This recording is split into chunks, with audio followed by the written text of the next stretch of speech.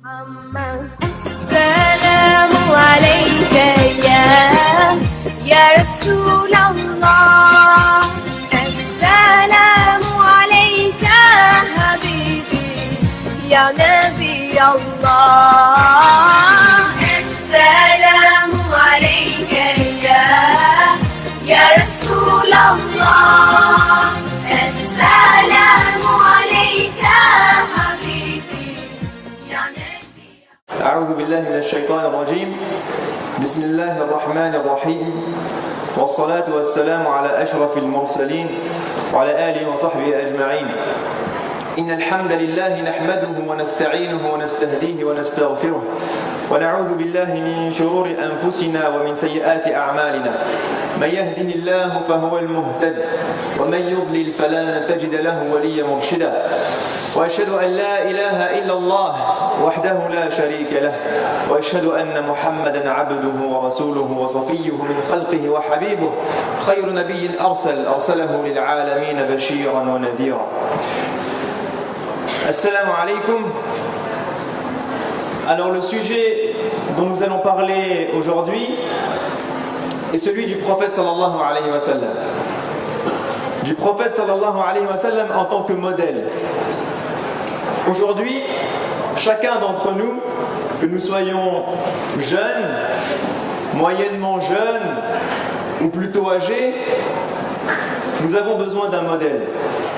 Chacun d'entre nous aujourd'hui se pose des questions, se dit dans ma vie quotidienne, lorsque je suis dans ma prière, lorsque je suis avec mes enfants, lorsque je suis avec ma femme ou mon mari, lorsque je vais au travail, lorsque je fais toutes les choses que je fais quotidiennement, quels sont mes repères? Quel est mon modèle? Comment savoir la voie que je dois suivre? Comment savoir quelle chose faire et quelle chose ne pas faire? Et lorsqu'on pose la question aujourd'hui à nos frères et sœurs, aux musulmans de manière générale, qui est ton modèle? Comme qui est-ce que tu veux être? Qui est-ce que tu aimerais imiter?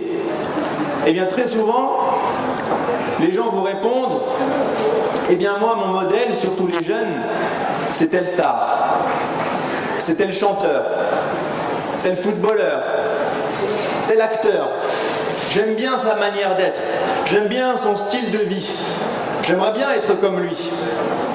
Ceux qui sont un petit peu dans l'entrepreneuriat, l'innovation, vont vous dire: nous notre modèle c'est Steve Jobs, c'est Apple, c'est Macintosh, c'est je ne sais quel grand entrepreneur, c'est Einstein. Certains vont avoir des modèles. Certains vont vous dire: moi mon modèle c'est mes parents, mes grands-parents, mes arrière-grands-parents. Mon objectif c'est reproduire la même chose que ce qu'ils ont fait. Lorsque je vais éduquer mes enfants, tu leur dis: comment tu fais? Je dis: moi c'est comme ça qu'on m'a éduqué, je ferai la même chose. Sans se poser la question de est-ce que cette chose est bonne ou pas. C'est comme ça que ça marche, c'est comme ça que j'ai été éduqué, que mes grands-parents ont été éduqués, alors on va faire toujours la même méthode. Etc. etc. Mais en tant que musulman, Allah nous dit dans le Coran quelque chose de très important.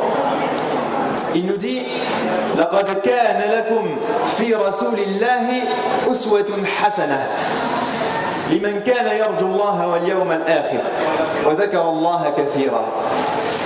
Ce verset, mes frères et sœurs, il est très important. Et il participe justement à la bonne compréhension de notre religion et de notre foi. Ce verset, il vous dit que si vous voulez Allah, il dit: لِمَنْ كَانَ يَرْجُو اللَّهَ وَالْيَوْمَ الْآخِرَ.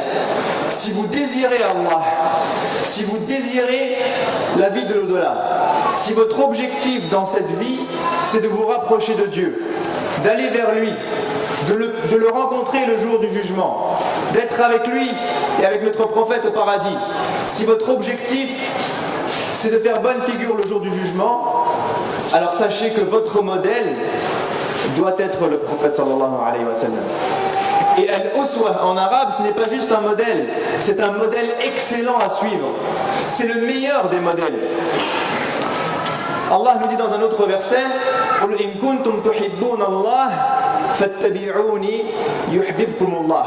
Allah dit à son prophète dans le Coran: قُلْ Et qul lahum ya Muhammad, dis-leur ya Rasulallah, dis-leur aux prophètes, dis à tous les croyants, aux gens de manière générale, dis-leur, si vous aimez Allah subhanahu wa ta'ala, alors suivez-moi. Allah vous aimera en retour. Suivez-moi, fattabi'uni. Ça veut dire quoi? Ça veut dire que Allah nous explique de manière précise dans le Coran que notre voie, notre chemin, notre modèle pratique n'est personne d'autre que le prophète sallallahu alayhi wa sallam. Que le prophète sallallahu alayhi wa sallam doit être notre modèle dans la vie si vous répondez à cette condition qui est que vous désirez Allah subhanahu wa ta'ala. Si vous êtes dans cette condition, alors la réponse c'est que le prophète sallallahu alayhi wa sallam se doit d'être votre modèle. Donc aujourd'hui, on va parler du modèle du prophète sallallahu alayhi wa sallam. Comment est-ce qu'on pourrait s'inspirer du prophète sallallahu alayhi wa sallam pour vivre avec lui et comme lui chaque instant de notre vie, chaque chose que nous vivons? Alors ce qu'il faut savoir, c'est que le prophète sallallahu alayhi wa sallam est en vérité un modèle pour nous de manière générale, comme je disais tout à l'heure. Et la première des choses dont on doit s'inspirer de lui, c'est de son modèle spirituel, de son modèle de foi. Parce que le prophète sallallahu alayhi wa sallam est là pour nous enseigner, la première des choses qu'il nous enseigne, c'est comment être avec Allah subhanahu wa ta'ala. Comment gérer notre relation avec Allah subhanahu wa ta'ala. Et lorsque vous regardez dans le modèle du prophète sallallahu alayhi wa sallam, eh bien vous vous rendez compte que cet homme était quelqu'un qui travaillait énormément sur la proximité entre lui et Allah subhanahu wa ta'ala. C'est quelqu'un qui voulait être connecté de manière continue à Allah subhanahu wa ta'ala. Et pour être connecté de manière continue, il avait tout d'abord le Coran. Il recevait la révélation d'Allah subhanahu wa ta'ala de manière régulière. Et il a enseigné aux compagnons de prendre cette révélation, de prendre la parole d'Allah subhanahu wa ta'ala, de l'apprendre, de la comprendre, de la méditer. Parce que la parole d'Allah subhanahu wa ta'ala est une des pistes pour garder de manière continue une relation avec Allah subhanahu wa ta'ala. Lorsque vous regardez dans le modèle spirituel du prophète sallallahu alayhi wa sallam, vous voyez qu'il faisait ses prières, qu'il faisait ses actes obligatoires, mais que ces prières n'étaient pas juste une gestuelle, que ces prières n'étaient pas juste un acte obligatoire, que ces prières étaient une occasion de créer un lien continu avec Allah subhanahu wa ta'ala, que ces prières étaient l'occasion de se retrouver devant Allah subhanahu wa ta'ala. D'ailleurs, quand le prophète sallallahu alayhi wa sallam commençait la prière, il disait وَجَّهْتُ وَجْهِي لِلَّذِي فَطَرَ السَّمَاوَاتِ وَالْأَرْضَ حَنِيفًا وَمَا أَنَا مِنَ الْمُشْرِكِينَ. Donc je me tourne vers Allah subhanahu wa ta'ala, je tourne mon visage vers Allah subhanahu wa ta'ala, je tourne mon esprit et mon cœur vers Allah subhanahu wa ta'ala lorsque je commence à prier. Je commence à me concentrer pour être en connexion avec Allah subhanahu wa ta'ala. Le prophète sallallahu alayhi wa sallam, en dehors des prières, était continuellement avec Allah à travers les invocations, à travers l'évocation du Seigneur subhanahu wa ta'ala. Le prophète sallallahu alayhi wa sallam nous a enseigné al-dhikr, ce rappel continu qui fait qu'on est constamment avec Allah subhanahu wa ta'ala. Lorsque je me réveille le matin, la première des choses que je fais, c'est de me rappeler d'Allah en disant Alhamdulillahi alladhi ahyana ba'dama amatana wa ilayhi an-nushur. Le prophète sallallahu alayhi wa sallam, lorsqu'il se réveillait le matin, la première des choses qu'il disait, c'est je remercie Allah qui m'a redonné vie après m'avoir donné la mort, et c'est vers lui que je retournerai. Parce qu'il considérait que le sommeil était une petite mort, comme les savants l'appellent. C'est quelque chose qui nous rappelle la mort lorsque nous sommes en état de sommeil. Donc le prophète sallallahu alayhi wa sallam se rappelait de ça lorsqu'il se réveillait. Il se rappelait d'Allah subhanahu wa ta'ala à chaque moment de la journée. Il se rappelait d'Allah subhanahu wa ta'ala après chacune des prières. Et lorsqu'il faisait nuit, lorsque les gens dormaient, eh bien le prophète sallallahu alayhi wa sallam continuait de conserver et d'entretenir ce lien avec Allah subhanahu wa ta'ala. À tel point qu'il passait la nuit à prier. Et lorsque Aïcha lui dit Ya Rasulallah, hawin alayk, ô prophète de Dieu, repose-toi un petit peu. Parce qu'il priait la nuit jusqu'à ce qu'il ait mal. Il restait debout toute la nuit. Et Aïcha lui dit Ya Rasulallah, repose-toi un petit peu. Diminue les efforts que tu fais. Tu peux dormir comme tout le monde, finalement. Et qu'est-ce que lui répond le prophète sallallahu alayhi wa sallam? Il lui dit Aïcha, afala akunu abdan shakura. N'ai-je pas le devoir d'être un serviteur reconnaissant? Parce que le prophète sallallahu alayhi wa sallam se rendait compte que sa vie tout entière, il la devait à Allah subhanahu wa ta'ala. Que chaque chose, chaque bienfait de sa vie, il le devait à Allah subhanahu wa ta'ala. Et sa manière d'être reconnaissant et de remercier Allah pour ça, c'était justement de l'adorer, de se lever la nuit pour prier, d'être proche d'Allah subhanahu wa ta'ala, de faire ce que Allah attendait de lui. Donc la question aujourd'hui, mes frères et sœurs, c'est est-ce que nous suivons ce modèle? Je vous rappellerai durant toute la conférence ce verset. Uswatun hasana liman kana yarju Allah wal yawm al-akhir. Si vous désirez Allah, alors ce modèle est le vôtre. Ce modèle doit être le vôtre. Est-ce que notre modèle aujourd'hui de relation avec Allah est calqué sur le modèle du prophète sallallahu alayhi wa sallam? Est-ce que chacun d'entre nous fait réellement l'effort de se dire je dois créer ce lien fort avec mon Créateur? À chaque fois que je prie, je me tourne vers lui. Je voue ma vie à lui. Est-ce qu'on se rappelle, comme Allah le dit à son prophète dans le Coran, قُلْ إِنَّ صَلَاتِي وَنُسُكِي وَمَحْيَايَ وَمَمَاتِي لِلَّهِ رَبِّ الْعَالَمِينَ. Dis-leur, ya Mohammed, Inna salati, ma prière, wa nusuki, mon culte, wa mahyaya, et ma vie, wa mamati, et ma mort, lillahi rabbil alamin, sont pour Allah, le Seigneur des mondes. Est-ce que notre modèle spirituel est calqué sur celui du prophète sallallahu alayhi wa sallam? Aujourd'hui, je vous dis, ce modèle est celui d'un homme qui crée cette relation proche avec Allah subhanahu wa ta'ala pendant la journée. Combien de temps nous rappelons-nous d'Allah subhanahu wa ta'ala dans la journée, mes frères et mes sœurs? En dehors des prières obligatoires, combien de temps est-ce que je passe à me rappeler mon Créateur, à le remercier, à dire Subhanallah, à dire Alhamdulillah, à me rappeler que lorsque je marche, si j'ai la possibilité de marcher, c'est parce que Allah m'a donné des jambes et qu'il y a des gens qui sont privés de jambes, mes frères et mes sœurs. À me rappeler que si je respire normalement, c'est parce que Allah me l'a permis. Si j'ai des yeux, c'est parce que Allah ne m'a pas rendu aveugle. Je dois le remercier pour ça. Si j'ai un cerveau qui me permet de réfléchir, alors je dois dire Alhamdulillah pour ça. Si j'ai un travail qui me permet de gagner ma vie, de nourrir ma famille, alors je dois dire Alhamdulillah pour ça. Si j'ai des parents qui m'aiment et qui ont passé des nuits à m'éduquer, je dois dire Alhamdulillah pour ça. Lorsque je regarde autour de moi dans la création et que je vois la grandeur de la terre, la beauté de la création, je dis Subhanallah. Subhanallah, le créateur de tout ce qu'il y a autour de nous. Tellement c'est beau, tellement c'est complexe. Est-ce que nous travaillons à ça? Que faisons-nous la nuit?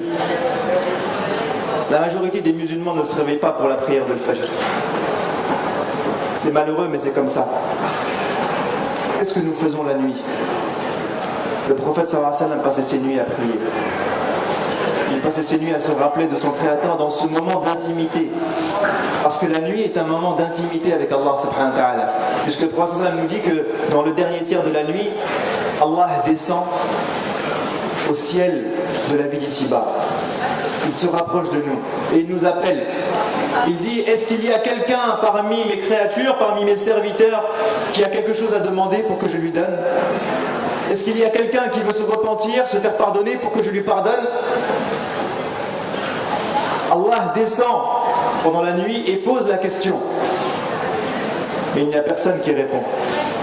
Parce que nous dormons. Donc la première des choses que je voulais vous dire, c'est que le modèle du prophète sallallahu alayhi wa sallam, c'est avant tout un modèle spirituel, un modèle de foi, un modèle de relation avec Allah subhanahu wa ta'ala. Donc faisons l'effort de nous calquer et de le prendre comme modèle, d'imiter le prophète sallallahu alayhi wa sallam dans sa manière d'être avec Allah subhanahu wa ta'ala. Ensuite, la deuxième chose, c'est qu'on va arriver au modèle familial. Lorsqu'on regarde la vie du prophète sallallahu alayhi wa sallam, eh bien on se rend compte qu'il n'était pas juste un adorateur, il n'était pas juste un serviteur, il n'était pas juste quelqu'un qui priait, mais qu'il était quelqu'un de normal, quelqu'un comme vous et moi, quelqu'un qui a sa vie spirituelle, mais qui a aussi toute une vie autour, qui a une famille, qui a des activités, qui a des relations. Et le prophète sallallahu alayhi wa sallam doit également être notre modèle de vie familiale. Lorsque un compagnon vient poser la question au prophète sallallahu alayhi wa sallam, il dit à Rasulallah, Man ahaqqu an-nasa bi suhbati. Quelles sont les personnes qui méritent le plus ma compagnie, qui méritent le plus mon amitié? Autrement dit, lui dire à Rasulallah, si j'ai un instant à donner à quelqu'un, à qui je le donne? Si je suis débordé par mon travail et par ma vie et que j'ai très peu de temps, à qui je donne en priorité? Si je suis fatigué, que je n'ai qu'un sourire, un seul sourire à donner, à qui je le donne ce sourire? Si je suis fatigué, que je suis impatient, que je suis en colère et que j'ai du mal à supporter ce qui vient des autres, quelle personne je dois quand même supporter malgré tout? Et avec quelle priorité? Le prophète sallallahu alayhi wa sallam lui répond: Ummuka, thumma ummuka, thumma ummuka, thumma abik, thumma al-adna fal-adna. Il lui dit ta mère, ta maman en premier, puis ta maman en deuxième, puis ta maman en troisième, puis ton père en quatrième, puis les proches. Chaque personne, en fonction de sa proximité envers toi, d'un point de vue familial, a la priorité qui suit. Ça veut dire que le prophète sallallahu alayhi wa sallam, il nous apprend quelque chose de fondamental. C'est que la famille, c'est super important. Et que c'est que les liens de parenté, c'est très important. Que chacun d'entre nous doit prendre le temps de prendre soin de son père et de sa mère. Chacun d'entre nous doit prendre le temps d'appeler ses parents. Chacun d'entre nous doit prendre le temps de se dire de quoi a besoin ma maman et de quoi a besoin mon papa. Chacun d'entre nous doit prendre le temps de sourire à sa famille, de les réconforter, de les écouter, d'être proche d'eux, de les aider lorsqu'ils ont besoin. Le prophète sallallahu alayhi wa sallam nous dit, c'est la priorité. Je ne sais pas si vous comprenez, Ahibati fillah, il vous dit c'est la priorité. C'est votre premier engagement, votre première responsabilité. Et lorsque vous regardez dans le Coran, très souvent, Allah subhanahu wa ta'ala, il met les parents juste après qui? Juste après Allah subhanahu wa ta'ala. Il dit وَقَضَى رَبُّكَ أَلَّا تَعْبُدُوا إِلَّا إِيَّاهُ وَبِالْوَالِدَيْنِ إِحْسَانًا إِمَّا يَبْلُغَنَّ عِندَكَ الْكِبَرَ أَحَدُهُمَا أَوْ كِلَاهُمَا فَلَا تَقُل لَّهُمَا أُفٍّ وَلَا تَنْهَرْهُمَا وَقُل لَّهُمَا قَوْلًا كَرِيمًا واخفض لهما جناح الذل من الرحمة وقل رب ارحمهما كما ربياني صغيرا. Il dit وقضى ربك ألا تعبدوا إلا إياه. Et votre Seigneur a décrété que vous ne devez adorer que lui, subhanahu wa ta'ala. C'est le début de ce verset. Et juste après il dit وَبِالْوَالِدَيْنِ إِحْسَانًا. Et soyez bienfaisants envers vos parents.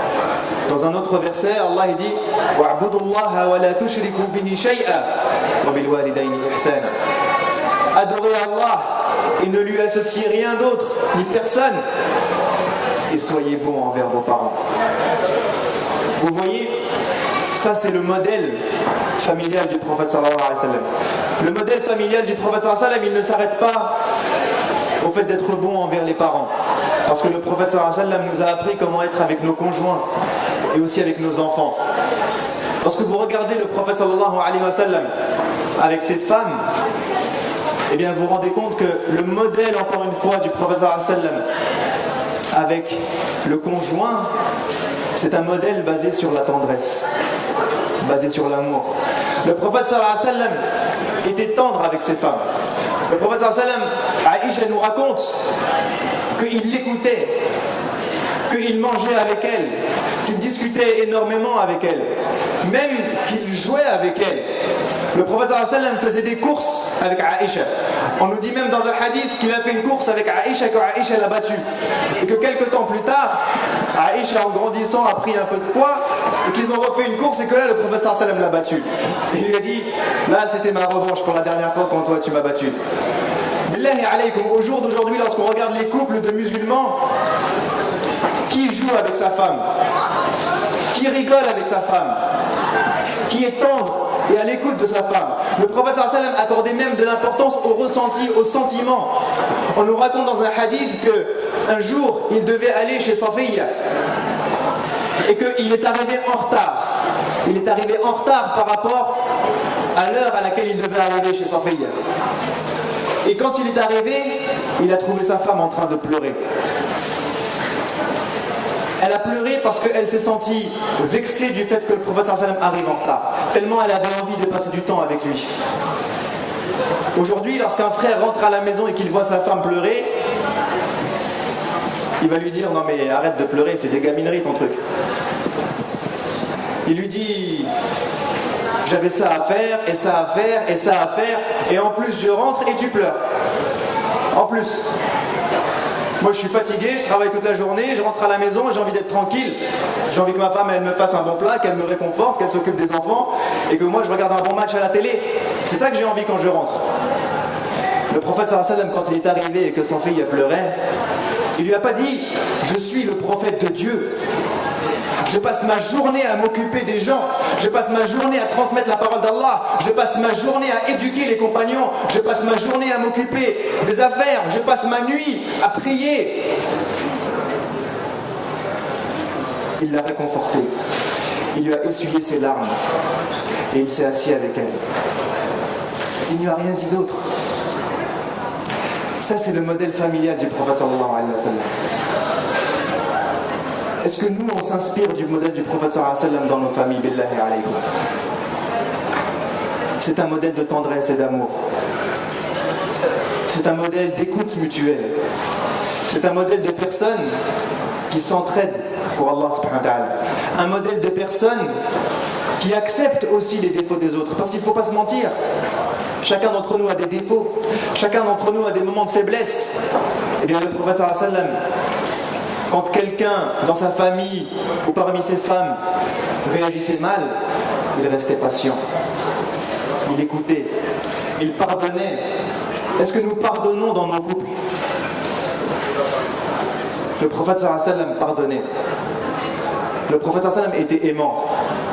Et pour ceux qui croient qu'on a le droit de frapper une femme, le prophète sallallahu alayhi wa sallam n'a jamais touché une femme. Le prophète sallallahu alayhi wa sallam n'a jamais posé sa main sur quelqu'un. Jamais. Pas une femme, pas un enfant, personne. Le prophète sallallahu alayhi wa sallam, c'était quelqu'un d'aimant. C'est ça le modèle du prophète sallallahu alayhi wa sallam. Le modèle familial du prophète sallallahu alayhi wa sallam, c'est aussi un modèle avec les enfants. Quand vous regardez le prophète sallallahu alayhi wa sallam jouer avec ses enfants, il jouait avec ses petits-enfants, avec Al-Hassan ou Al-Hussein. Il faisait attention à eux. Même quand il se retrouvait dans la mosquée et que ses petits-enfants arrivaient, il les prenait dans ses bras et continuait à faire la khutbah du vendredi. Wallahi, j'ai vu des enfants dans des mosquées se prendre des coups de pression. Incroyable. Un enfant qui est dans la mosquée, c'est un enfant. Et il se prend un coup de pression par l'imam ou par son père ou par je ne sais qui. Des regards, des gros regards comme ça. Tu bouges pas de ta place. Ou il se prend un coup. Le prophète sallallahu alayhi wa sallam, il était sur Al-Mimbar. Le prophète sallallahu alayhi wa sallam faisait la khutbah. Il parlait aux croyants. Vous imaginez la responsabilité. Et son petit-fils vient, il le prend dans ses bras. Il le prend dans ses bras. Il ne l'a pas engueulé. Il ne lui a pas mis un coup de pression. Il ne l'a pas frappé. Il ne lui a pas dit rentre chez toi. Elle est où ta mère? Il l'a pris dans ses bras. Le prophète sallallahu alayhi wa sallam était proche de Fatima, sa fille. On nous raconte dans les hadiths que à chaque fois que Fatima venait chez le prophète sallallahu alayhi wa sallam, il se levait pour l'accueillir et qu'il l'embrassait et qu'il lui demandait de s'asseoir juste à côté de lui et qu'après il discutait avec elle. Billahi alaykum, aujourd'hui les musulmans, est-ce qu'ils discutent avec leurs enfants? Lorsque vous allez chez les frères et les sœurs, les enfants sont soit devant la télé, soit devant la PlayStation. Ils mangent dans leur chambre. À table, on regarde la télé. Personne ne discute. On ne sait pas ce que les enfants font à la journée. Et après, on découvre, quand ils ont 15 ans, 16 ans, 17 ans, 20 ans, que les enfants, en fait, on ne sait rien de leur vie. Qu'on ne sait pas ce qu'ils ressentent, qu'on ne sait pas ce qu'ils vivent, qu'on ne sait pas ce qu'ils veulent faire dans leur avenir. Et après, on se dit, mais subhanallah, je vais donner une bonne éducation. Il avait tout, il avait à manger, à boire, il avait une télé, une PlayStation. C'est pas ça une éducation. Le prophète sallallahu alayhi wa sallam, il n'a pas donné de choses matérielles à ses enfants. Il leur a donné de l'amour. il leur a donné de l'écoute, il leur a donné de l'accompagnement. C'est ça le modèle du prophète sallallahu alayhi wa sallam. À tel point que Fatima, lorsque le prophète sallallahu alayhi wa sallam était sur son lit de mort, il lui restait quelques heures ou quelques jours à vivre, il souffrait. Elle est venue le voir et elle raconte qu'elle a été énormément touchée parce que c'était la première fois de sa vie que le prophète sallallahu alayhi wa sallam ne se levait pas pour l'embrasser quand elle arrivait. Vous vous rendez compte à quel point? Et lorsqu'il s'est rendu compte que Fatima était triste, il l'a appelée et il lui a parlé, il lui a dit quelque chose dans l'oreille. Alors elle a pleuré. Quand il a vu qu'elle pleurait, il lui a redit autre chose dans l'oreille. Et là, elle a souri. Et après que le prophète sallallahu alayhi wa sallam meurt, on lui a posé la question de ce qu'il lui avait dit. Elle a dit, la première fois, il m'a dit, je vais mourir aujourd'hui. Alors j'ai pleuré. Et quand il a vu que j'étais triste, la deuxième fois, il m'a dit, tu seras la première de ma famille à me rejoindre au paradis. Il aimait tellement sa fille qu'il a voulu lui annoncer cette bonne nouvelle que la séparation entre eux serait courte. Qu'il va dans l'au-delà, mais qu'elle va le rejoindre très bientôt, qu'elle sera la première à le rejoindre. Ça, c'est le modèle familial du prophète sallallahu alayhi wa sallam. Est-ce que nos familles aujourd'hui ressemblent à ça, ahibati fillah? Est-ce que nos familles ressemblent à la famille du prophète sallallahu alayhi wa sallam? À des gens qui prennent soin de leurs parents, qui sont proches de leurs parents, à l'écoute de leurs parents, à des gens qui aiment leurs femmes, qui aiment leurs hommes, qui aiment leurs conjoints, qui sont à l'écoute les uns des autres, qui s'accompagnent, qui sont tendres et aimants les uns envers les autres, à des gens qui écoutent leurs enfants, qui accompagnent leurs enfants, qui discutent, qui embrassent leurs enfants, qui les prennent dans les bras. C'est pas une honte, wallahi, de prendre son enfant dans son bras ou de lui faire un bisou. C'est pas une honte de prendre sa mère dans ses bras et de l'embrasser. Là, wallahi, c'est le meilleur des modèles. C'est celui du prophète sallallahu alayhi wa sallam. Le prophète sallallahu alayhi wa sallam était également un modèle humain, un modèle d'humanité. C'était un modèle envers les gens, un modèle dans sa relation avec les autres. Lorsque vous regardez la vie du prophète sallallahu alayhi wa sallam, vous vous rendez compte que c'était quelqu'un qui a toujours été au service des autres, qui aidait n'importe qui, n'importe quand. Lorsqu'un de ses frères lui demandait un service, jamais il ne laissait tomber quelqu'un. À tel point qu'il a dit dans un hadith, il vous est préférable d'aller aider quelqu'un, de lui rendre service, plutôt que de rester 70 ans dans la mosquée du prophète sallallahu alayhi wa sallam en i'tikaf, en retraite spirituelle. Et lorsque vous regardez le prophète sallallahu alayhi wa sallam, eh bien vous vous rendez compte qu'il était proche des pauvres, qu'il était proche des orphelins. Aujourd'hui, lorsqu'on marche dans la rue, on voit des gens assis par terre. On voit des gens qui n'ont pas de quoi manger, de quoi boire. Et très souvent, on passe comme si ces gens n'existaient pas. Très souvent, on n'a même pas une goutte de compassion ou de miséricorde dans notre cœur envers cette personne. Très souvent, on ne regarde même pas cette personne dans les yeux, ou on ne se dit même pas qu'on pourrait lui venir en aide. Le prophète sallallahu alayhi wa sallam n'a jamais laissé tomber un pauvre. Le prophète sallallahu alayhi wa sallam a accordé énormément d'importance à l'orphelin, à tel point qu'il dit dans le hadith, Ana wa kafilul yatim kahataini fil jannah. Je suis moi et le tuteur de l'orphelin comme ces deux doigts de la main au paradis. Il a promis aux gens qui se rapprocheraient des orphelins et qui feraient attention à eux et qui les accompagneraient la proximité du prophète sallallahu alayhi wa sallam au paradis. Le prophète sallallahu alayhi wa sallam était proche de n'importe qui et avait des relations bonnes avec n'importe qui.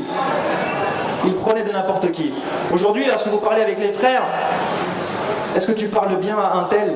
Est-ce que vous êtes souriant avec les gens? Est-ce que vous êtes patient avec les gens? On entend, mais lui, c'est un kafir. Ou lui, c'est quelqu'un qui fait des péchés. Ou lui, c'est un ignorant. je parle pas avec des ignorants, j'arrive pas à être patient. Et le gars, il comprend rien, je suis incapable de parler avec lui. Je peux pas parler avec lui. Vous connaissez tous l'histoire de ce bédouin qui est rentré dans la mosquée du prophète sallallahu alayhi wa sallam. Il s'est mis dans le coin et il a commencé à faire pipi. Un bédouin, un arabi. Et là, les compagnons se sont levés pour aller le voir. Certains étaient énervés. Le prophète sallallahu alayhi wa sallam, il leur dit, laissez-le finir. Subhanallah. Laissez-le finir de faire pipi. C'est-à-dire, n'allez pas le brusquer, le choquer, le couper, alors qu'il est en train de faire pipi. Vous vous rendez compte? C'est un bédouin, un ignorant entre guillemets. Et lorsqu'il a fini de faire pipi, le prophète sallallahu alayhi wa sallam est parti lui parler. Il lui a dit, je sais que ce sont des besoins naturels, que tu as envie de faire pipi, mais cet endroit n'est pas un endroit dans lequel on peut faire pipi. Et puis il a discuté avec lui, et le bédouin a commencé à culpabiliser. Il lui a demandé pardon.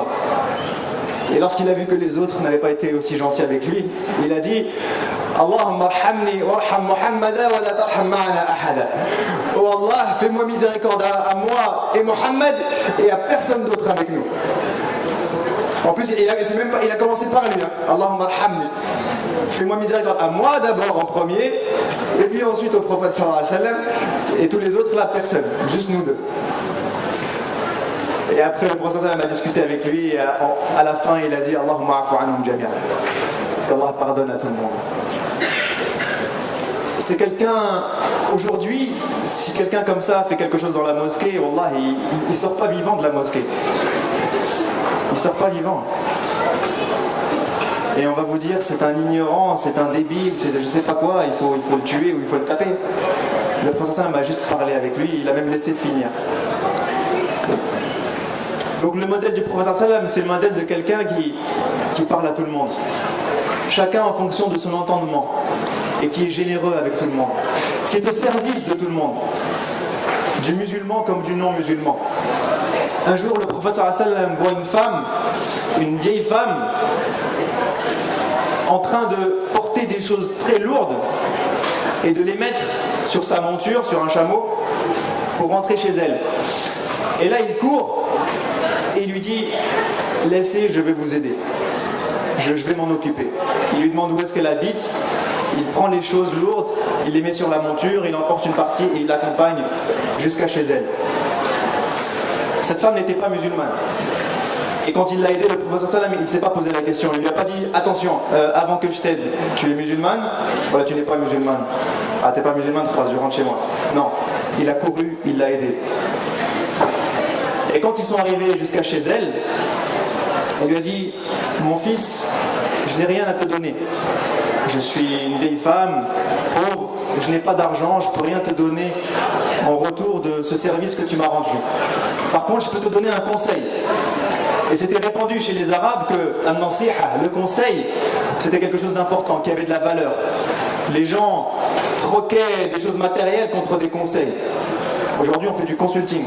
Quand vous allez dans une boîte de conseil aujourd'hui, les gens juste, ils vous conseillent, ils vous disent des choses, déjà que vous savez, et ils vous font payer 1000 € par jour. Elle lui a dit, je te donne un conseil. Il lui a dit, donnez-moi un conseil. Et là, elle lui dit, lorsque tu vas retourner chez toi, à la Mecque, parce qu'ils ont fait quand même un bout de chemin, elle lui dit, il y a un homme qui s'appelle Mohammed, qui prétend que c'est un prophète. Eh bien, faites très attention à cet homme. Surtout, tu ne l'écoutes pas, tu ne le suis pas. C'est un sorcier. Il est très mauvais dans son comportement. Les gens s'enfuient de lui. C'est quelqu'un de très très mauvais. Elle lui dit d'accord. Et après elle lui dit, avant de te laisser, juste dis-moi comment tu t'appelles.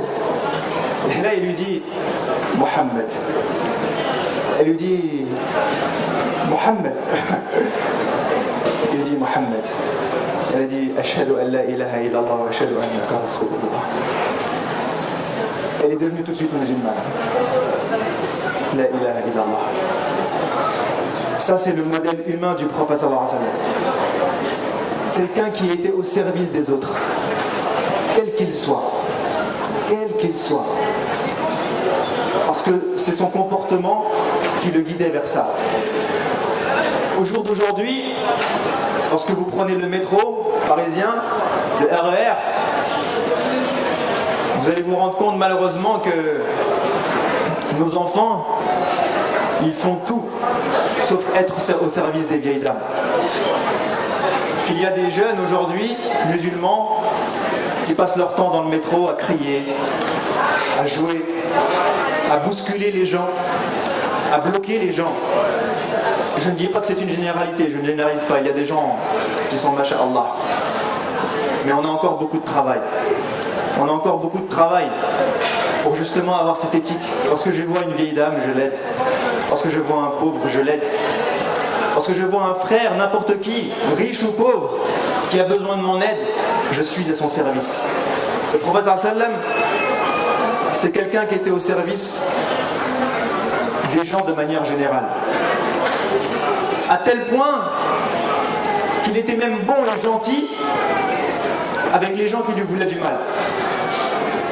Vous connaissez tous l'histoire de son voisin, ce voisin juif qui n'aimait pas le prophète sallallahu alayhi wa sallam. Et tous les jours, il prenait sa poubelle, ses déchets, et il venait les mettre devant la porte du prophète sallallahu alayhi wa sallam. Et tous les jours, le prophète sallallahu alayhi wa sallam, il ouvrait sa porte, il prenait la poubelle et il la jetait. Il s'en débarrassait. Il n'est pas parti se disputer avec lui, il n'est pas parti lui mettre un coup de boule, il n'a pas dit qu'est-ce que tu fais. Et un jour, le prophète sallallahu alayhi wa sallam sort de chez lui et il n'y a pas de déchets devant sa porte. Moi, si ça m'arrive, je me dis alhamdulillah, Allah l'a guidé, c'est bon, il a arrêté de me mettre des déchets tous les jours, je vais pouvoir vivre le reste de ma vie tranquille. Le prophète sallam, il n'a pas dit ça. Le prophète sallam, il est parti le voir. Il s'est dit, si ça fait 15 ans, depuis tous les jours, il me met des déchets devant ma porte et qu'aujourd'hui il m'en met pas, c'est qu'il a un souci. Et il est parti, il s'est dit, il doit être malade ou il a quelque chose. Il s'est rendu chez lui, effectivement, il était malade. Et l'homme lui dit, mais comment est-ce que tu as su que j'étais malade? Il lui dit, bah tu sais, les déchets que tu me mets tous les jours là. Je savais que c'était toi. Et je me suis dit que tu devais être malade. Et bien cet homme, il a dit comme la vieille dame, Ashhadu an la ilaha illallah wa ashhadu annaka rasulullah. Il s'est converti. Le prophète sallallahu alayhi wa sallam était même bon et miséricordieux envers ses ennemis. Ses ennemis. Allah nous dit dans le Coran, يطعمون الطعام على حبه مسكينا ويتيما وأسيرا. Ils font don, ils donnent à manger aux gens على حبه. Ça veut dire qu'ils le font en étant par amour, et ça veut aussi dire dans certains tafsirs qu'ils donnent des choses qu'ils aiment. Ça veut dire que lorsque je fais un don à quelqu'un, c'est pas ce qui reste de la nourriture que moi je vais pas manger, que ça va aller à la poubelle, je lui donne. C'est ce que moi j'aime. La meilleure partie de l'agneau ou du veau ou de ce que vous voulez, ce que moi j'aime, eh bien j'en fais don aussi. Parce que cet homme, il n'est pas inférieur à moi. Il peut manger de la même qualité que ce que moi je mange. Et dans le Coran, Allah dit, donc ils font don de, ils donnent à manger par amour finalement, miskinan wa yatiman, donc les pauvres et les orphelins, et quelque chose à laquelle on ne fait pas souvent attention, wa asira. Al-asir en arabe, c'est le prisonnier de guerre. Ça veut dire que quand vous regardez le prophète sallallahu alayhi wa sallam, eh bien il y avait des prisonniers suite au combat, aux guerres qu'il y a eu entre les musulmans et les non-musulmans. Eh bien ces prisonniers-là, wallahi, le prophète sallallahu alayhi wa sallam, il disait aux gens, vous vous comportez avec eux comme si c'était vos frères, comme si c'était votre famille. Ces gens-là, vous leur donnez à manger comme si vous donniez à manger à vos familles. Vous leur donnez pour se vêtir des habits comme si vous donniez à votre famille. À tel point qu'un jour, un des prisonniers a passé un certain temps avec les musulmans et il se comportait avec lui comme si c'était un musulman, alors que c'est un prisonnier de guerre. Et un jour, entre guillemets, ils ont décidé qu'il avait fini sa peine. Ils lui ont dit, c'est bon, tu es libre, rentre chez toi. Et là, cet homme part, donc ils étaient à Médine, il part à la Mecque et il revient juste après. Et lorsqu'il revient, il va voir le prophète de Dieu et il lui dit Ashhadu an la ilaha illallah wa ashhadu annaka rasulullah. Il croit en le prophète sallallahu alayhi wa sallam et en Allah. Et le prophète sallallahu alayhi wa sallam lui dit, mais pourquoi tu t'es pas converti ici? Tu étais avec nous, tu as vécu avec nous. Pourquoi est-ce que tu es retourné à la Mecque et que tu es revenu? Il a dit, Rasulallah, je suis retourné à la Mecque et je suis revenu pour pas que les gens ne croient que je me suis converti sous l'oppression ou sous la contrainte, ou parce que vous m'avez forcé. Lorsque vous m'avez libéré, j'ai pris mes affaires, je suis rentré à la Mecque pour montrer aux gens que j'étais libre. Et qu'une fois que je suis devenu libre, j'ai choisi de revenir pour croire en vous et être avec vous. Donc le prophète sallallahu alayhi wa sallam est un modèle d'humanité. Est-ce que nous aujourd'hui on se comporte comme ça envers nos voisins, envers nos collègues de travail, envers nos familles, envers nos amis, envers nos ennemis, envers des gens qui nous veulent du mal des fois, des gens qui nous font du mal? Le prophète sallallahu alayhi wa sallam était toujours bienfaisant envers ces gens. Parce qu'il se disait que derrière son comportement et derrière sa manière d'agir, il était en train d'appeler à Allah subhanahu wa ta'ala. Parce que lorsque quelqu'un me laisse un sac de poubelle devant ma porte et que je vais le frapper, ça ne va faire que créer des conflits. Ça ne va faire que augmenter les conflits entre lui et moi. Mais lorsque cet homme il fait ça et que moi je lui réponds en lui offrant quelque chose, ou en étant souriant avec lui, ou en étant bon avec lui, cet homme va se dire, ce gars-là il est bizarre, il y a quelque chose. Pourquoi il agit comme ça?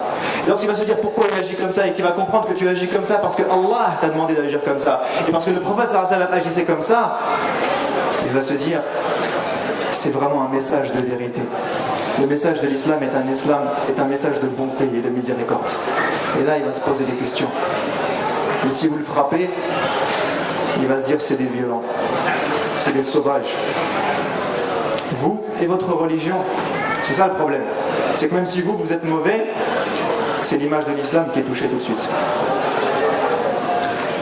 Donc inspirons-nous du modèle du prophète sallallahu alayhi wa sallam pour être des gens humains, des gens bons qui aiment les autres et qui sont au service des autres, quels que soient ces gens, qu'ils soient croyants ou non croyants, comme le prophète sallallahu alayhi wa sallam. Donc je vous ai dit, si on récapitule un petit peu, le prophète sallallahu alayhi wa sallam était un modèle pour notre foi et notre relation avec Allah subhanahu wa ta'ala. Ça c'est la première des choses. La deuxième des choses, on a dit c'est un modèle familial. Comment je suis avec mes parents, avec ma femme, mes enfants, avec mon conjoint.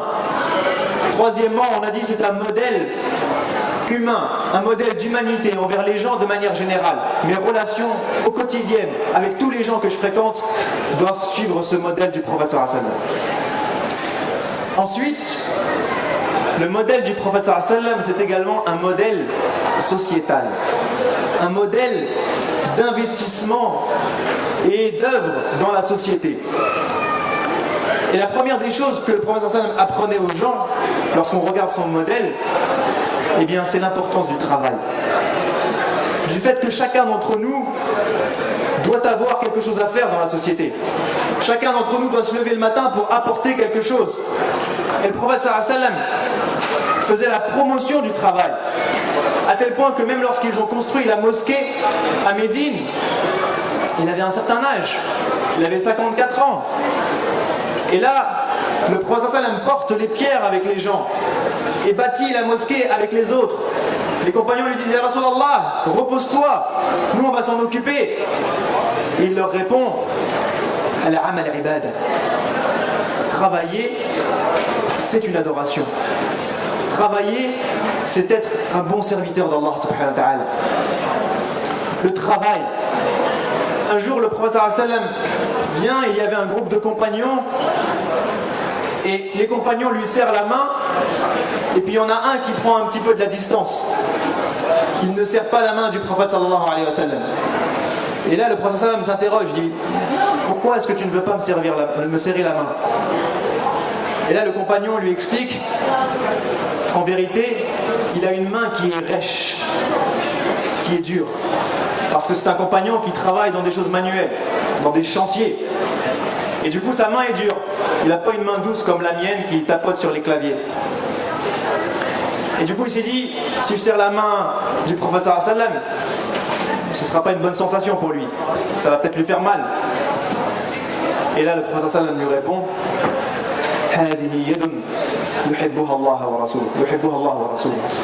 cette main est une main que Allah et son prophète aiment. Parce que Allah et son prophète aiment les gens qui travaillent, aiment les gens qui font des efforts pour gagner leur vie, pour subvenir aux besoins des autres, quel que soit le travail qu'ils font. Il n'y a pas de honte. Et chaque travail est utile. L'imam al-Sha'rawi, rahimahullah, il expliquait dans le tafsir de وَفَضَّلَ بَعْضَكُمْ عَلَى بَعْضٍ. Allah dit qu'il a préféré, il a donné des degrés élevés à certaines personnes sur autres. Il dit, mais les gens croient que souvent que فَضَّلَ بَعْضَهُمْ عَلَى بَعْضٍ, ça veut dire que moi je suis ingénieur, ça veut dire que je suis meilleur que lui qui est plombier ou ouvrier. Que moi je suis président de telle association, ça veut dire que je suis meilleur que le membre.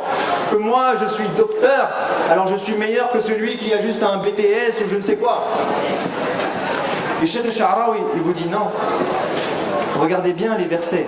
Il dit faddala, il y a ba'd, il y a ala, ba'd. C'est deux fois ba'd. Et Cheikh al-Sha'rawi vous dit, ça veut dire qu'en vérité, ce que Allah vous explique ici, c'est que chacun d'entre vous, en fonction de ce que vous savez faire, en fonction de vos compétences, il y a un moment où vous serez meilleur que l'autre. Et il y a un moment où l'autre sera meilleur que vous. Et il donne l'exemple d'une maison. Il dit lorsqu'on va construire la maison, d'abord il faut faire des plans. Pour faire les plans, on va aller voir des ingénieurs, on va aller voir des architectes, on va voir des gens qui connaissent. Et bien à ce moment-là du projet, les ingénieurs et les architectes sont meilleurs que les autres, parce qu'ils apportent quelque chose. Il dit mais ensuite, vous allez devoir la construire la maison. Et là vous allez appeler des ouvriers, des gens qui vont faire un travail manuel, qui vont monter les murs. Et bien il dit à ce moment-là, c'est d'eux qu'on a besoin. À ce moment-là, l'architecte et l'ingénieur, ils ne sont pas utiles.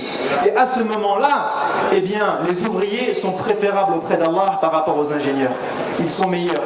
Et lorsqu'on aura fini, il va falloir faire l'électricité, faire la plomberie. Et bien vous dites à ce moment-là, le plombier, wallahi, il est meilleur et préféré auprès de Dieu par rapport à l'ingénieur, aux médecins et aux riches et à ce que vous voulez. Parce que s'il n'y a pas de plombier, eh bien vous êtes en galère.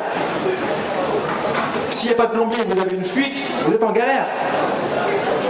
Et bien lorsque le plombier intervient et qu'il est dans son domaine de compétence et que vous avez besoin de lui et qu'il vous apporte quelque chose, eh bien il est dans le ba'd qui est élevé par rapport aux autres. À ce moment-là, il est meilleur que les autres. Donc l'équation c'est chacun d'entre nous, en fonction de ce qu'il sait faire et ce qu'il apporte à la société, eh bien c'est là où il est meilleur. C'est là où il sera bon et préférable. Ça veut dire quoi? Ça veut dire qu'il faut comprendre que le travail, comme le disait le prophète sallallahu alayhi wa sallam, al-amal wal-ibad. Travailler. Aujourd'hui, il y a des jeunes qui ne travaillent pas. Il y a des jeunes qui passent leur temps à jouer, à rigoler, à discuter, à fumer et qui n'accordent pas d'importance au travail. Eh bien, sachez que ce n'est pas le modèle du prophète sallallahu alayhi wa sallam. Le prophète sallallahu alayhi wa sallam ne nous a pas enseigné le modèle de quelqu'un qui reste à la maison et qui attend les allocations. Le prophète ne nous a pas enseigné le modèle de quelqu'un qui ne va pas à l'école et qui n'accorde pas d'importance aux études. Le modèle du prophète ne nous a pas enseigné quelqu'un qui fait son travail de manière approximative. Il a dit Inna Allah yuhibbu idha amila ahadukum amalan an yutqinah. Allah aime que lorsque l'un d'entre vous fait quelque chose, une action, quelle que soit l'action, qu'il la fasse avec excellence, qu'il la fasse de la meilleure des manières. Ça, c'est le modèle du prophète. Aujourd'hui, vous êtes étudiant, est-ce que vous faites vos études de la meilleure des manières? Est-ce que vous êtes concentré en classe de la meilleure des manières? Est-ce que vous faites vos contrôles de la meilleure des manières? Est-ce que vous révisez de la meilleure des manières? Vous travaillez, vous faites des rapports, des calculs, est-ce que vous les faites avec itqan? Est-ce que vous les faites avec excellence? Je construis quelque chose, est-ce que je le construis bien ou est-ce que je construis quelque chose d'à peu près? En disant c'est pas grave, la qualité c'est pas grave. Sachez que si aujourd'hui l'Indonésie est le pays où il y a le plus de musulmans dans le monde, c'est parce que les commerçants qui allaient en Indonésie, parmi les compagnons et ceux qui les ont suivis, lorsqu'ils arrivaient avec une marchandise, ils arrivaient avec une marchandise de qualité. Et lorsque leur marchandise avait un défaut, ils disaient regardez, là il y a un défaut, je ne peux pas vous le vendre à 10 €, je vais diminuer le prix. Les commerçants d'aujourd'hui, ils cachent les défauts. Ils cachent les défauts pour vendre la marchandise. Mais ça, c'est pas le modèle du prophète sallallahu alayhi wa sallam. C'est pas le modèle de l'excellence et de al-itqan. Le prophète sallallahu alayhi wa sallam nous a appris justement à travailler. et à faire le bien de manière excellente, chacun dans son domaine. Chacun dans son domaine. Il faut que nous allions à l'excellence. C'est ce qu'il dit. Et dans chaque action, Wallah, et chaque action, moi des fois, ça m'arrive, je fais l'aspirateur à la maison, je le fais pas tous les jours, hein, faut pas que vous croyez que je suis un mari magnifique, je le fais une fois de temps en temps. Et Wallah, des fois j'ai la flemme, alors je fais l'aspirateur et puis j'arrive, il y a le lit. Et puis là tu te dis, sous le lit il y a de la poussière en fait. Mais c'est pas grave, on la voit pas la poussière qu'il y a sous le lit. Je suis pas obligé de le faire.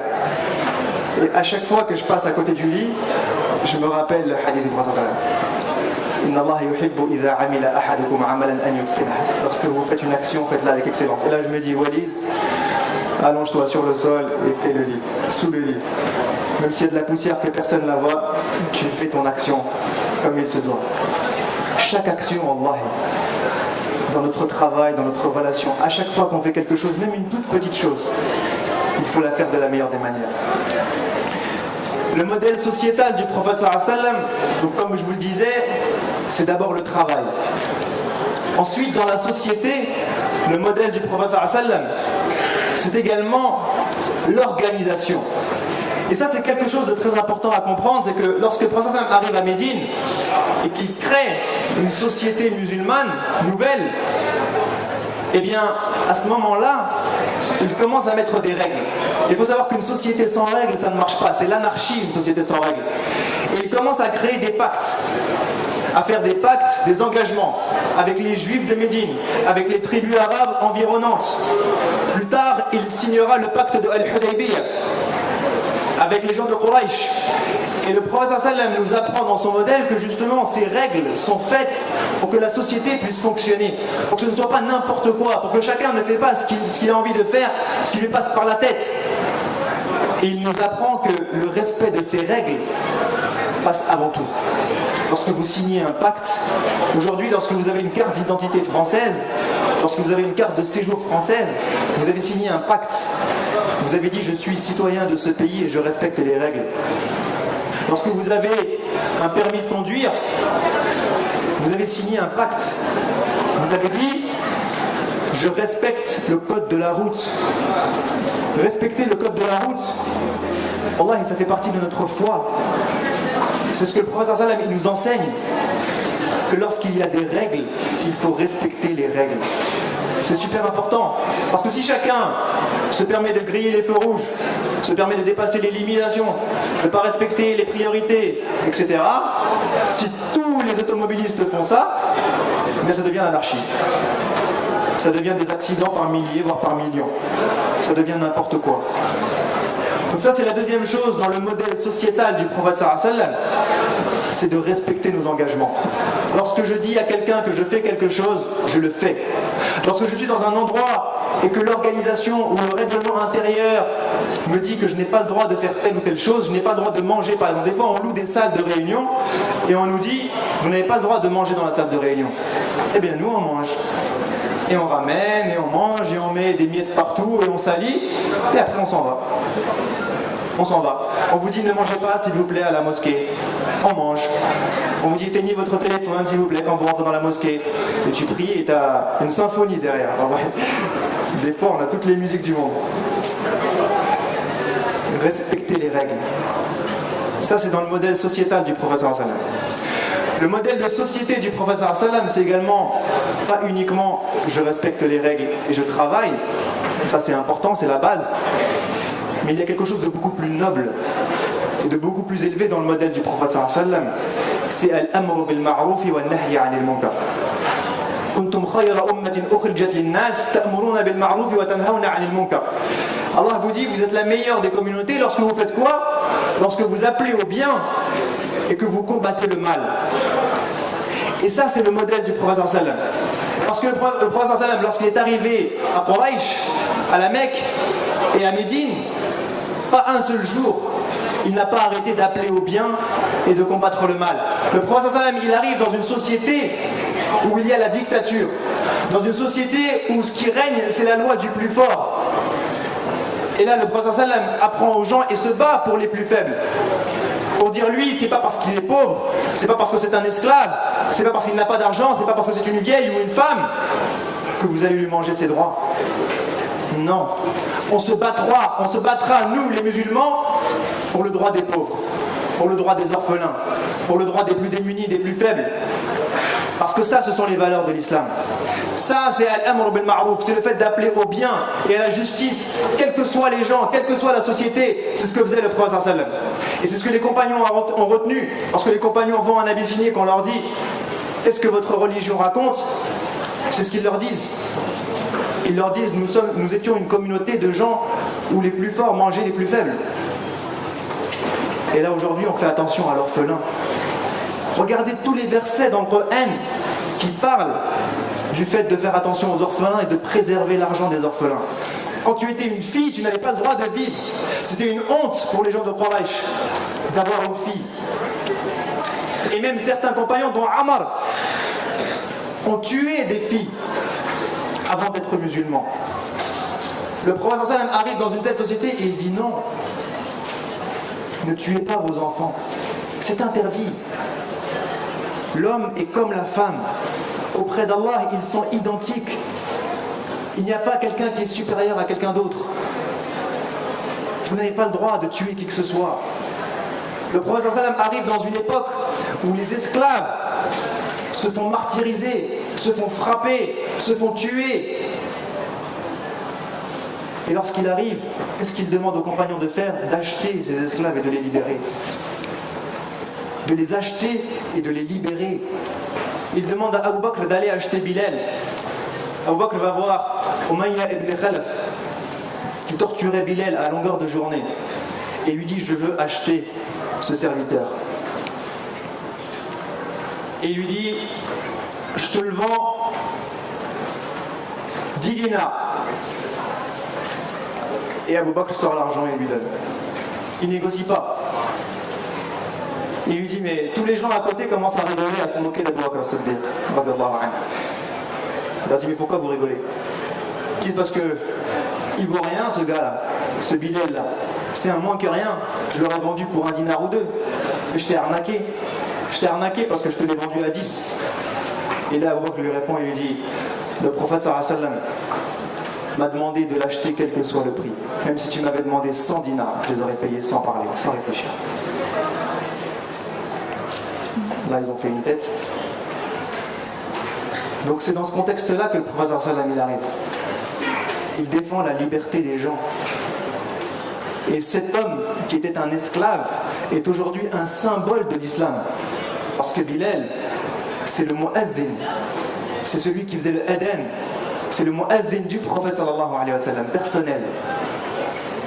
C'est le premier homme qui a fait l'adhan et qui a perpétré cette tradition. Le prophète sallallahu alayhi wa sallam défendait toutes ces valeurs. Il combattait le mal.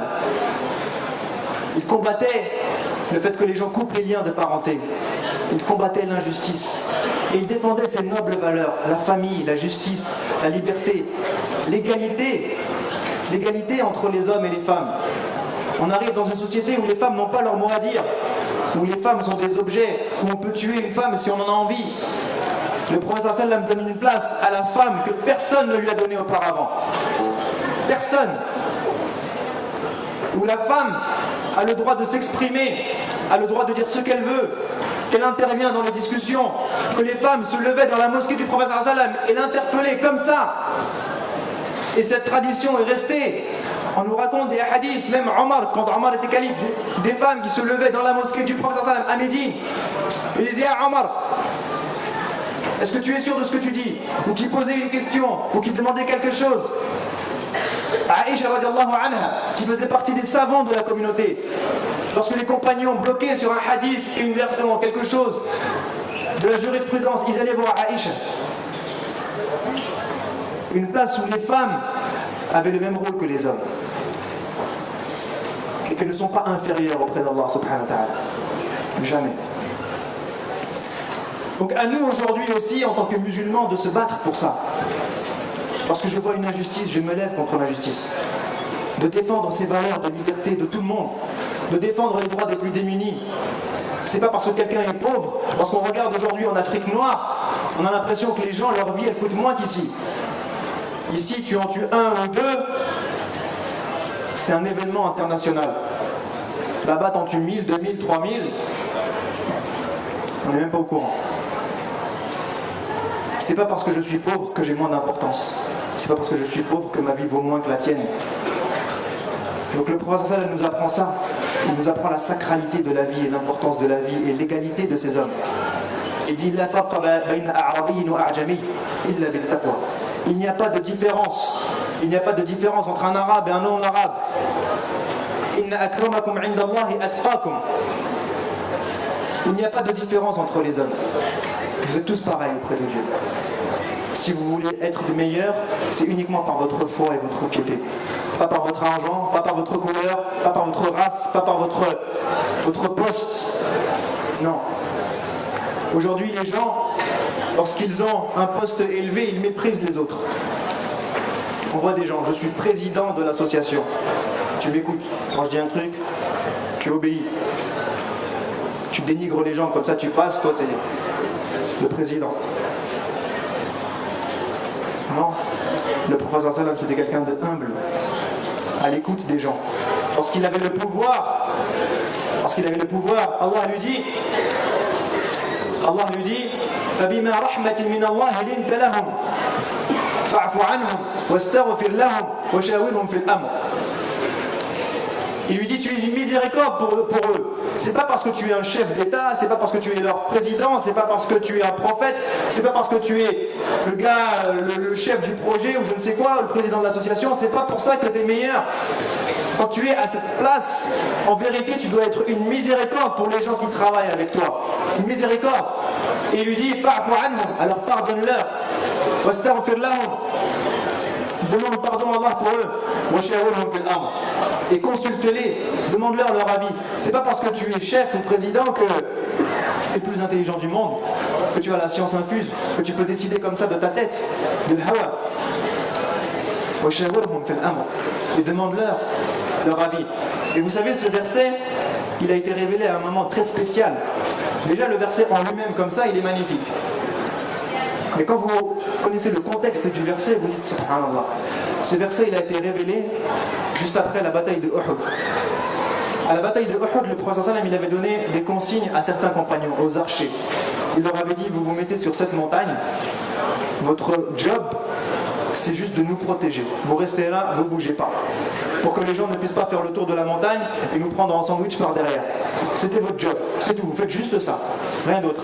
Et il leur dit, même si vous nous voyez en train de mourir sur le champ de bataille, vous ne bougez pas de votre poste.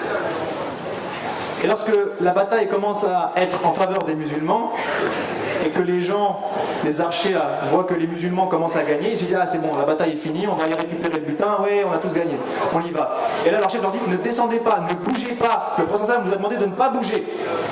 Et une bonne partie d'entre eux quittent leur poste. Et là ce qui se passe, c'est que Khalid ibn Walid, qui à l'époque n'était pas musulman, voit la scène de loin, et grand stratège qu'il était, il fait justement le tour, et ils prennent les musulmans en sandwich, et la bataille se termine donc très mal. Le prophète sallam a failli mourir. Eh bien, moi je suis chef d'armée, aujourd'hui, un général ou un capitaine ou ce que vous voulez, il voit ça, c'est une punition pour tout le monde. C'est enfermement, emprisonnement, c'est une faute grave. Une faute grave de quitter son poste lorsque tu es soldat dans une armée. Quitter son poste. C'est passible de prison, à une époque c'était passible de peine de mort. Et bien là, c'est dans ce cadre-là que Allah révèle ce verset au prophète. Et lui dit, fa'fu anhum. Pardonne-leur. Pardonne-leur. C'est pas parce que tu es leur chef que tu vas les punir, que tu vas les fouetter. Tu dois leur pardonner. Ils ont commis une erreur, ma'alish, pardonne. Fa'fu anhum. Wastaghfir lahum. Et demande à Allah pardon pour eux. Wa shawirhum fil amr. Subhanallah, c'est pas parce qu'ils ont commis une erreur aujourd'hui dans les associations, dans les entreprises, parce que quelqu'un il fait une boulette ou une gaffe, ça y est c'est fini, il est rayé de la liste. Je veux plus de toi, tu travailles plus avec nous. Lorsqu'il donne son avis il est mis à la poubelle. Allah il lui dit même s'ils ont fait une erreur, même si c'est pas ce que tu voulais, même s'ils n'ont pas suivi tes consignes, c'est pas pour autant qu'ils sont mauvais ou qu'ils sont débiles ou qu'ils ne peuvent plus réfléchir. Donc lorsqu'on regarde ce modèle sociétal du prophète sallallahu alayhi wa sallam, eh bien on se rend compte justement qu'il appelait au bien, qu'il combattait le mal. Donc je vais résumer et puis je vais m'arrêter là. Si on résume, je vais vous donner quelques pistes et on pourrait discuter de chacun de ces modèles pendant des jours. Allah. On a dit le prophète sallallahu alayhi wa sallam est tout d'abord un modèle pour notre foi et notre relation avec Allah. Il nous apprend comment nous comporter avec Allah subhanahu wa ta'ala. Et on a dit être avec Allah, c'est créer ce lien fort, continu, à travers la prière, à travers la méditation, à travers la concentration, à travers le dhikr, à travers le Coran, avec Allah subhanahu wa ta'ala. De nous en remettre à lui constamment, de savoir que tout vient d'Allah subhanahu wa ta'ala. La réussite et la défaite viennent d'Allah. Le risque, la subsistance vient d'Allah subhanahu wa ta'ala. Tout ce que je fais dans ma vie vient d'Allah. Al-Hidayah, ma guidance vient d'Allah. Mon pouvoir, le fait que je sois à tel poste ou que je ne sois pas, ça vient d'Allah subhanahu wa ta'ala. Tout ça vient d'Allah subhanahu wa ta'ala. Alors pourquoi s'en remettre aux autres? Il faut toujours s'en remettre à Allah subhanahu wa ta'ala. Avoir justement al-ma'iyya. Allah dit dans le Coran wa huwa ma'akum aynama kuntum. Allah est avec vous où que vous soyez. Où que vous soyez, il est avec vous. Et personne d'autre que lui ne peut faire quelque chose de bien pour vous ou de mal pour vous. Seul Allah a entre ses mains votre bien et votre mal, votre avenir, votre vie, votre mort, votre subsistance. Donc, le modèle du prophète sallam, le modèle spirituel, c'est le modèle d'un homme qui était proche d'Allah subhanahu wa ta'ala, qui restait avec lui, qui priait pour lui, qu'il avait avec lui à chaque instant de sa vie. Lorsqu'il est à la Hijra, qu'ils sont sur le point de se faire découvrir par les gens de Quraysh, et que Abu Bakr lui dit à Rasulallah, si l'un d'entre nous regarde à ses pieds, il nous verra. Ça y est, c'est fichu. Les gens de Quraysh vont nous attraper. Il lui dit, qu'est-ce que tu penses qu'il pourrait bien arriver à deux personnes dont Allah est le troisième? Rien. Et s'il vous arrive quelque chose, c'est parce que Allah l'a décidé. Donc ça c'est le modèle, créer une relation forte avec Allah, s'en remettre continuellement à Allah et savoir que tout vient d'Allah subhanahu wa ta'ala. C'est le premier modèle, le modèle spirituel. Ensuite on a dit deuxièmement le modèle familial. Un modèle de tendresse, un modèle d'amour, un modèle d'écoute, de compassion. Un modèle où le prophète sallam est proche de ses femmes, où il est proche de ses enfants. Le prophète sallam, comme on l'a dit, écoutait ses enfants, il embrassait ses enfants, il les prenait dans ses bras. Le prophète sallam nous conseille les parents, comme on l'a dit, le modèle familial du prophète sallam après le modèle spirituel, c'est justement d'avoir des modèles, une famille où on propage la miséricorde, l'amour, la bonté, l'écoute. Ça c'est le modèle familial. Troisièmement, on a dit un modèle d'humanité. Un modèle d'humanité envers les hommes, envers les autres. Un modèle où on aide les gens. On est au service des autres. On a dit le prophète sallallahu alayhi wa sallam était au service des plus démunis, il était au service des pauvres, au service des vieilles personnes, au service de ses frères. Je ne reviendrai pas sur toutes les histoires qu'on a racontées. Mais soyons des humains comme le prophète sallallahu alayhi wa sallam l'était, au service de toute l'humanité, que ce soit des musulmans ou des non-musulmans. Et on a dit la dernière chose, c'est le modèle sociétal du prophète sallallahu alayhi wa sallam. Un modèle où le prophète sallallahu alayhi wa sallam nous a appris le travail, nous a appris l'effort, nous a appris l'excellence, nous a appris à promouvoir les valeurs de l'islam, à se battre pour la justice, se battre pour le droit, se battre pour l'égalité, à combattre l'injustice, combattre la dictature, combattre l'inégalité. Ça c'est le modèle sociétal du prophète sallallahu alayhi wa sallam. Donc ce que j'espère, Inch'Allah, c'est qu'après cette conférence, chacun d'entre nous fera un petit débrief, une muhasaba. On rentrera chacun d'entre nous après la conférence et qu'on commencera à réfléchir. Comment je suis dans ma relation avec Allah? À quoi ressemble ma famille? Comment je suis dans ma relation avec les autres, les voisins, mes collègues, mes amis, mes frères? Qu'est-ce que j'apporte dans la société? Qu'est-ce que j'apporte? Est-ce que j'ai un rôle? Est-ce que j'appelle au bien? Est-ce que je combats le mal? Et qu'après cette muhasaba, on engagera une action. On engagera une action. Là-dessus, je dois faire un effort. Là-dessus, je dois plus me rapprocher d'Allah. Je dois faire plus d'efforts pour être souriant, pour être gentil avec les gens. Je dois faire plus d'efforts pour aider les pauvres. Je dois faire plus d'efforts pour combattre l'injustice lorsque je la vois, etc. Que cette conférence engage derrière une action de chacun d'entre nous pour Allah subhanahu wa ta'ala. Et comme on l'a dit, le verset avec lequel j'ai commencé, لَقَدْ كَانَ لَكُمْ فِي رَسُولِ اللَّهِ أُسْوَةٌ حَسَنَةٌ. Vous avez dans le prophète d'Allah subhanahu wa ta'ala cet excellent modèle à suivre. لِمَنْ كَانَ يَرْجُو اللَّهَ وَالْيَوْمَ الْآخِرَ. Si vous voulez vraiment aller vers Allah, cheminer vers lui, si vous désirez véritablement Dieu et le jour du jugement, alors vous devez de faire ce travail intérieur et d'aller vers ce modèle Inch'Allah tout au long de votre vie. أقول قولي هذا وأستغفر الله لي ولكم فاستغفروه إنه هو الغفور الرحيم. السلام عليك يا رسول الله. السلام عليك حبيبي يا نبي الله. السلام عليك يا رسول الله.